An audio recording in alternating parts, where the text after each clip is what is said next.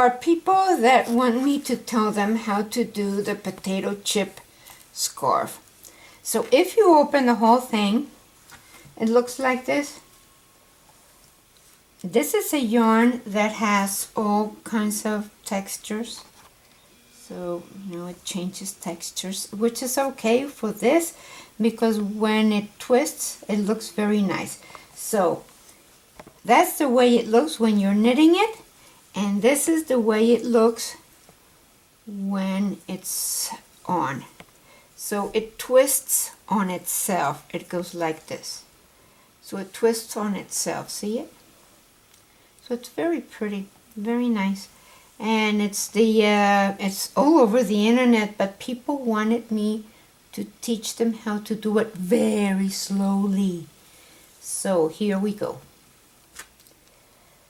And so I have 20 stitches here. 2, 4, 6, 8, 10, 2, 4, 6, 8, 20. And what we're going to do is that we're going to work on 8 on each side and 4 that are in the middle. Let's cast on for the potato chip. So I want 20, so I cast on 1, 2, 3, 4, 5, 6, 7, 8, 9, 10, 11, 12, 13, 14, 15, 16, 17, 18, 19, 20. So the way I'm going to take that off because I can put it back on anytime. So the way I do this is that once I have my 20 casted on, I am going to knit all the way to the other side so that I do have a nice edge that I am not working on going and coming back yet. So I really want a row, a nice edge that I'm working with at the beginning of my work, all the way, knit the 20.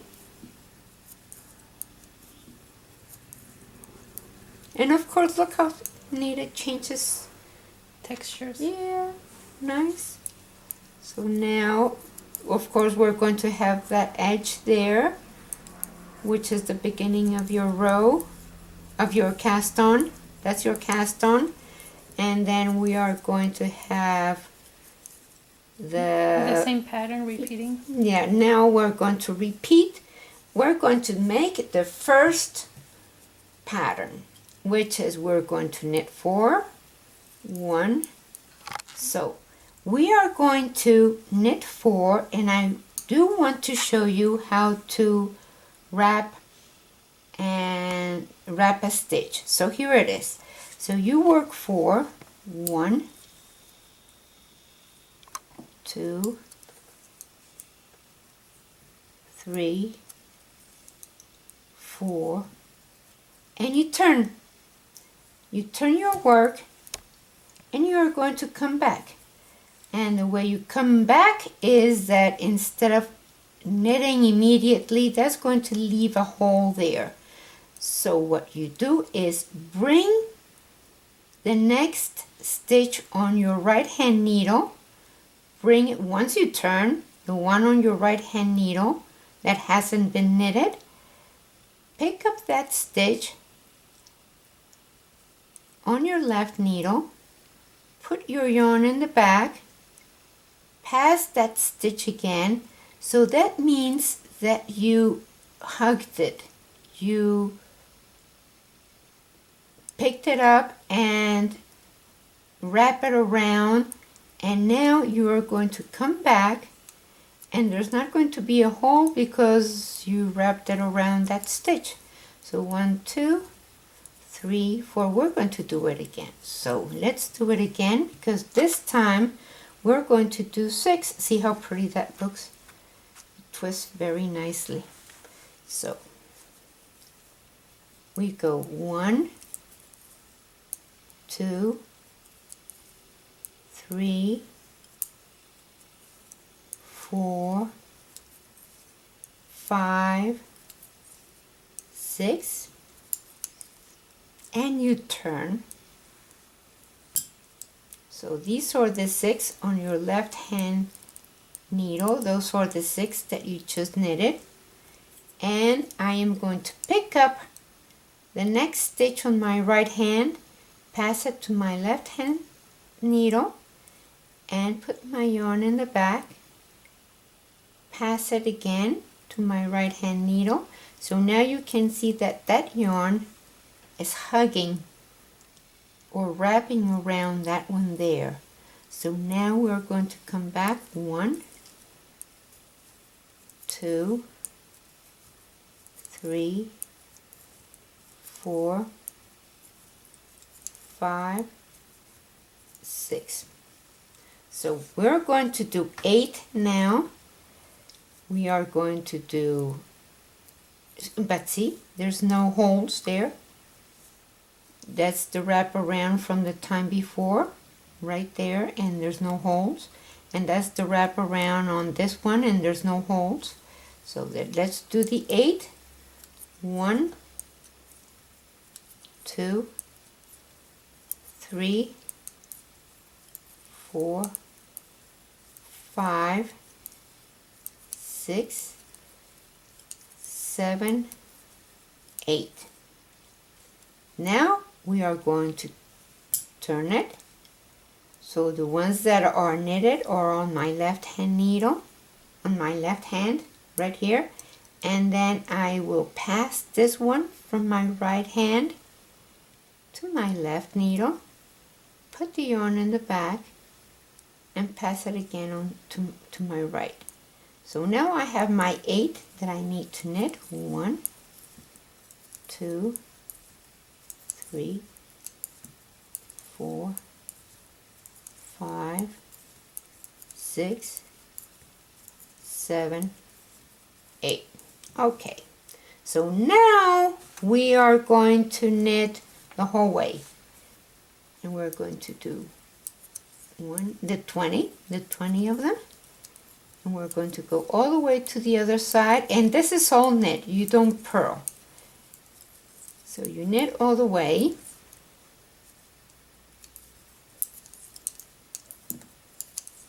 and as you can see, there's no holes there, which is nice.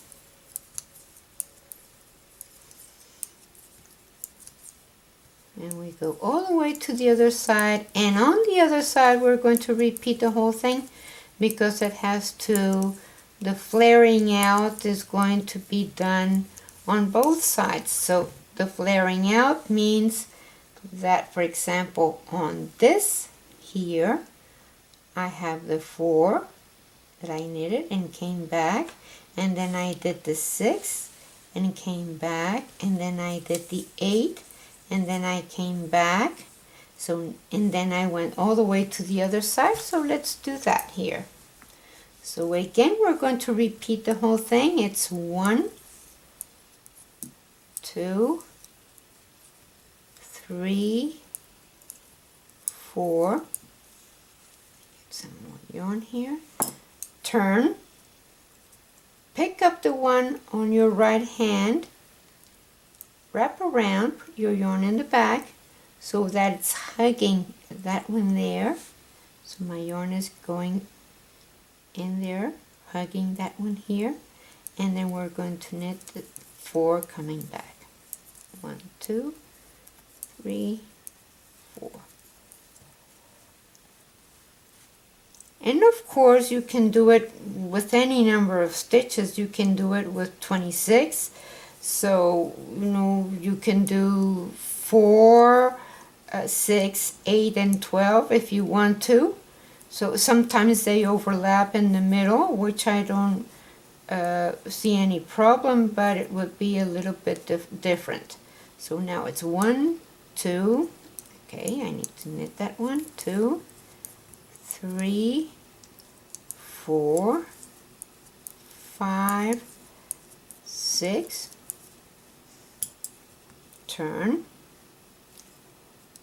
wrap around, pick up that one, put your yarn in the back so it hugs that one there. See it hugging?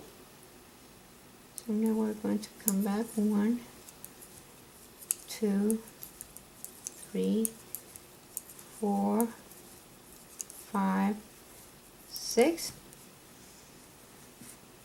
And now we're going to do 1, 2, 3,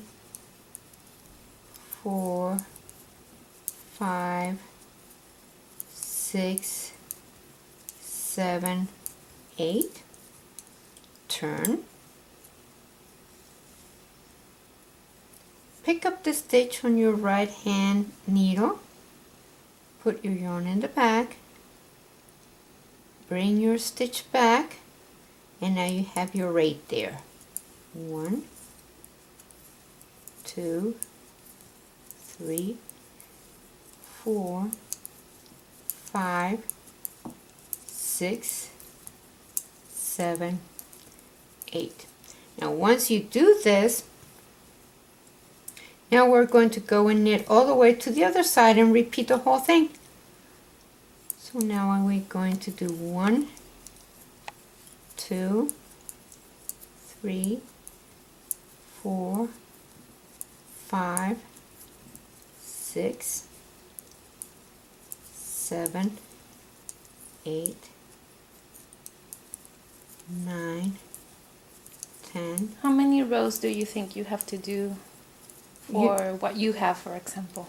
Oh, I don't know. It would be difficult to count them because, see, we have the row of the 4 going and coming back, and the row of the 6 going and coming back, and the row of the 8 going and coming back. And then you have to go to the other side and repeat the whole thing.